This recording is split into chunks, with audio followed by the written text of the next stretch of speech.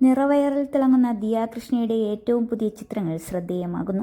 5ാം മാസത്തിലെ പൂജാചടങ്ങ് എന്ന അടിക്കുറിപ്പോടെയാണ് ദിയ ചിത്രങ്ങൾ പങ്കുവച്ചിരിക്കുന്നത്. ഭർത്താവ് അശ്വിൻ ഗണേശിനെയും ചിത്രങ്ങളിൽ കാണാം. മടിസാർ സാരിയിലാണ് ദിയ ഒരുങ്ങിയത്. പരമ്പരാഗത രീതിയിൽ മുണ്ടുടുത്ത് വേഷ്ടിയും അണിഞ്ഞാണ് അശ്വിൻ ഒരുങ്ങിയത്. ഗർഭിണിയാണെന്നറിഞ്ഞതു മുതലുള്ള വിശേഷങ്ങൾ ദിയയും അശ്വിനും കുടുംബവും നിരന്തരം സമൂഹ മാധ്യമങ്ങളിലൂടെ പങ്കുവെക്കാറുണ്ടായിരുന്നു. വിവാഹവും കുഞ്ഞുങ്ങളുമാണ് തൻ്റെ മുൻഗണന എന്ന് ദിയ പലപ്പോഴായി പറഞ്ഞിട്ടുണ്ട്.